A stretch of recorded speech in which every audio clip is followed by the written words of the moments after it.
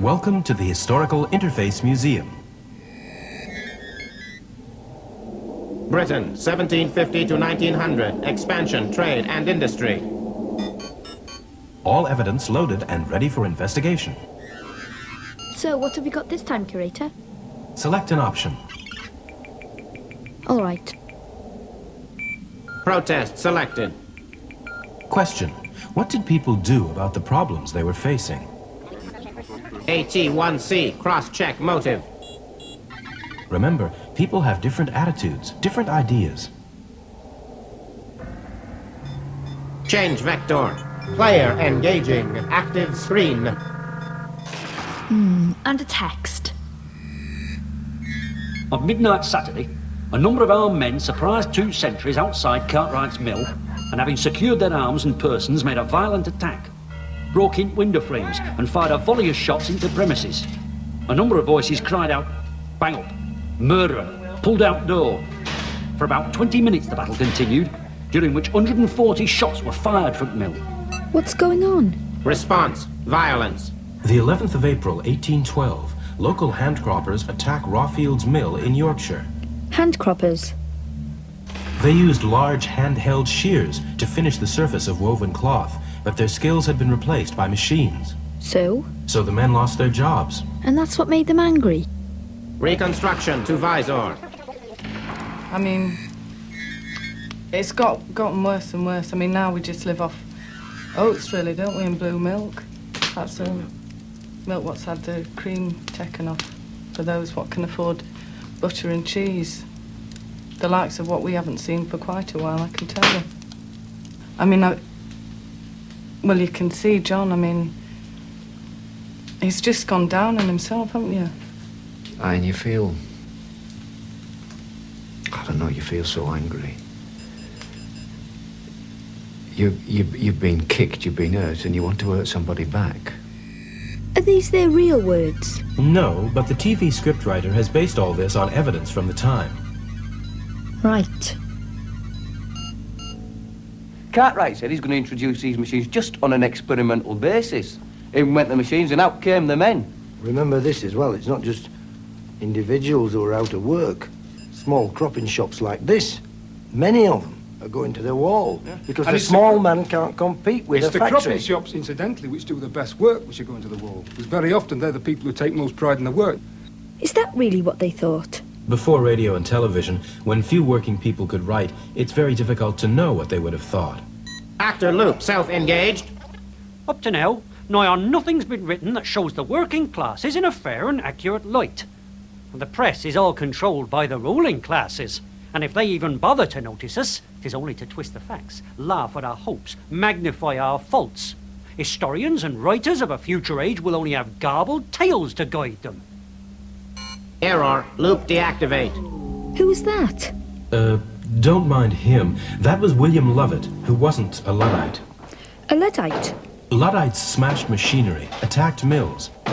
It was their response to the problems caused by changes in industry. All right. Reactivate that mill loop.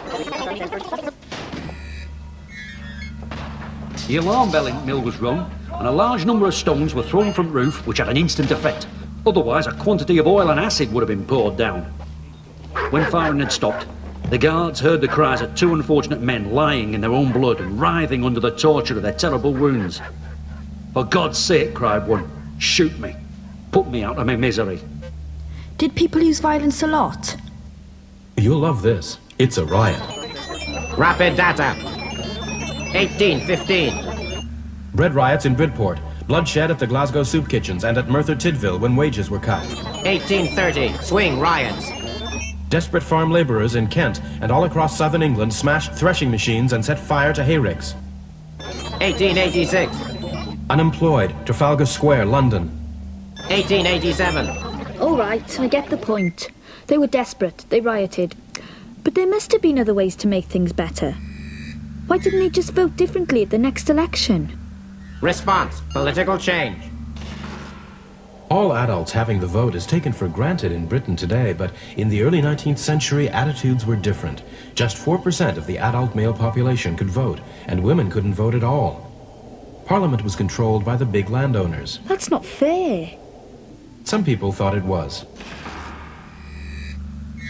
The British Constitution is the best that ever was since the creation of the world, and it is not possible to make it any better. There's no way to improve it. I will go further and say that the Constitution possesses the full and entire confidence of the country. But change was on the way. 1793, France. King Louis XVI is executed by the French revolutionaries. Liberty, equality, fraternity, they cry. In Britain, the government fears the mob will topple them too. They tax the press. They make workers' unions treasonable. But in smoky back rooms in Scotland, in Sheffield, in London, radicals plan their campaign against Parliament. The seeds are sown for the battle for reform. All right, show me this battle. No, that was a figure of speech. The battle for reform was a slow, drawn-out process. Discussions, demonstrations. Demonstrations then. No shortage of choice here. All right, I'll have that one. In August 1819, thousands of people came to St. Peter's Fields in Manchester to listen to a famous speaker of the day, Henry Hunt. They carried banners and slogans demanding parliamentary reform. Any first-hand accounts? Plenty. Any women? Very few working-class women wrote. Well, who's this then? Jemima Bamford. Her account survives only because it's included in her husband's book. Animate actor. I was with the other women at the head of the procession. I'd heard that if we country people went with our banners, the soldiers would attack us, and I was uneasy. In a minute or two, some soldiers came riding up. People said they were only come to keep order, but I was alarmed. Then there was a shouting, a waving of swords, and the soldiers rode amongst the people. A moment after, a man passed by, without hat on, wiping the blood from his head with his hand. It ran down his arm in a great stream. I went down some steps, into a passageway, and sat on some firewood. And when everybody had gone, I went back to the field. I durstn't look around lest I see that which I most dreaded. My husband's corpse. It said 11 people were killed and 400 wounded. Whose fault was it? It depends whose side you were on. It's not surprising the cavalry failed to control themselves. They were totally undisciplined, led by officers with no military experience. They were frightened and, no doubt, were all driven by political hatred. So men, women and children were cut down. I can't say for sure if the Riot Act was read, but I do know from actual observation that not the slightest breach of the peace had been committed. Contrast. Many sorrowing families will put the blame for yesterday's events squarely on Hunt and his friends. They ignored the warnings and invited masses of people to attend their meeting. These rabble-rousers then stirred them up with fiery words. The keenness of the troops in doing their duty has led, we are sorry to say, to many serious incidents. How can people think so differently about the same event?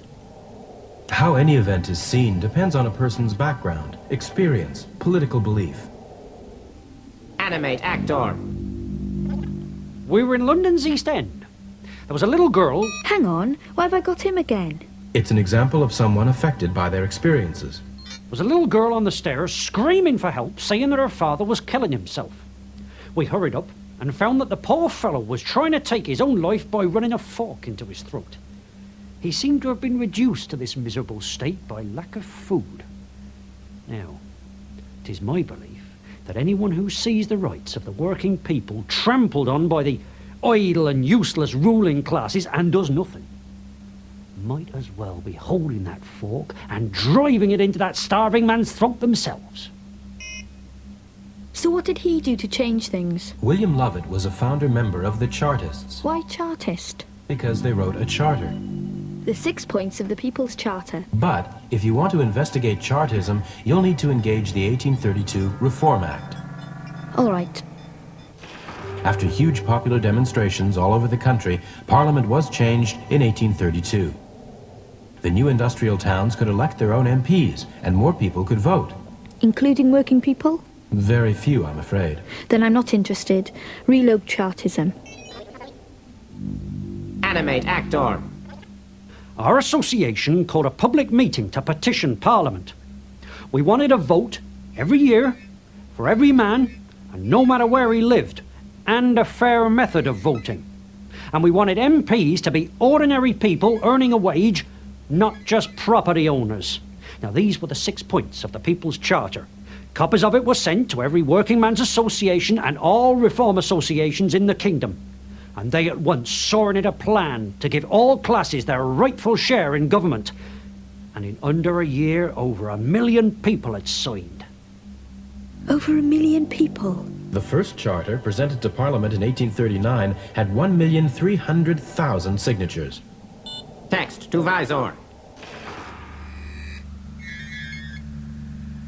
The Chartists are the most tremendous association ever formed.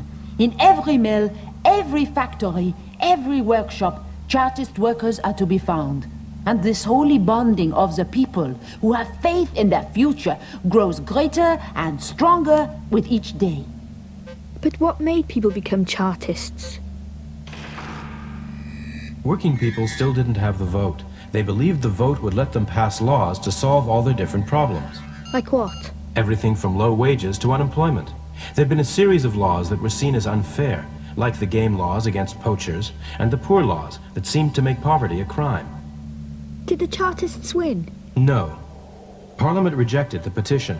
The Chartist leaders were divided. Some believed in moral force. They wanted working people to be seen acting peaceably and responsibly. That way, Parliament would think they deserved the vote. Others, like the fiery Fergus O'Connor, believed this was moral force humbug. All your hurry and haste, your bluster and your menace can only lead to the destruction of Chartism. Every man has a right to a musket over his door. We don't need muskets. We need education, schools for the working people. You're preaching violence scares people. You're bringing suffering and persecution and death into our ranks. The soldiers started the carnage. We should muster our battalions now. You just want to be the people's leader. Fergus O'Connor, the great I am of radical politics. What now? plenty more on Chartism. Middle class response. Those that had won the vote in 1832 but drew the line at votes for everyone. Or try the later petitions. 1842 petition. 1848 petition. Presented and rejected. Why? Employment was picking up. Wages were getting better. Chartism was petering out. Or try Chartism, the successes. Their meetings were great social events. What are you doing? Weren't there any women Chartists? Not much evidence, I'm afraid. What's he doing here? Select him.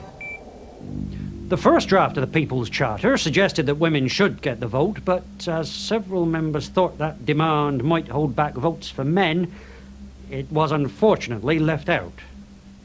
Typical. We do know there were more than 100 women's Chartist groups. We've accounts of them marching, waving banners, and making speeches. Can I hear one? A certain Miss Rothwell, treasurer to the Power Loom Weavers Society. Animate actor. In addressing a meeting made up of hundreds of thinking men, I'm uncomfortably aware of being a woman, and know I run the risk of being outcast by society. Just for making a speech? Victorians didn't respect the views of women. When the radicals fought for the working class, they were fighting for working men. Reanimate. But the persecution me and my family have suffered has made me think. You see, if Mr. Trimble hadn't sacked me for attending a meeting of the Power Loom Weavers, I'd still be the unthinking slave of the Power Loom, without knowing why as a slave.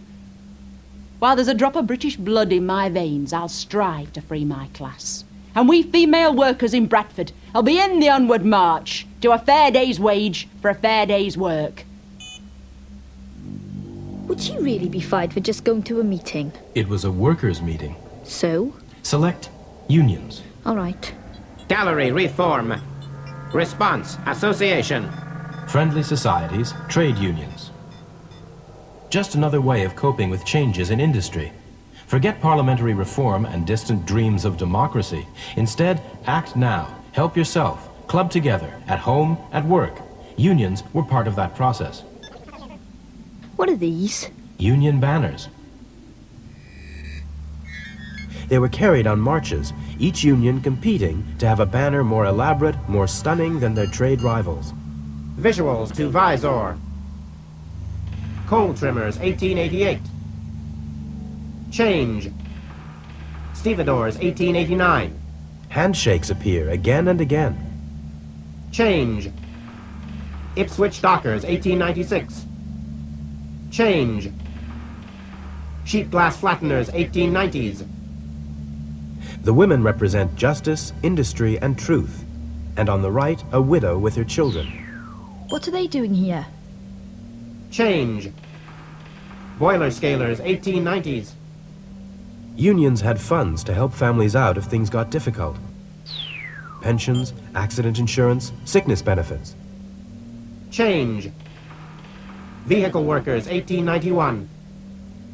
It was these friendly activities that helped get unionism legalized in 1872. Were there strikes? As a last resort, yes. I'll take rapid data. 1765, Colt, 1792, Seaman. And the repeal of the combination laws in 1824. Toll Battle Marchers, Glasgow, 1872, farm laborers, strike. Select. I went from place to place as fast as I could, expanding the union. The employers were quaking in their shoes, mad as hornets, but they couldn't bully us no more. We were combined men with the strength of a giant. Rapid data. 1889, the gas, the East End, 1889, the dock strike. Select.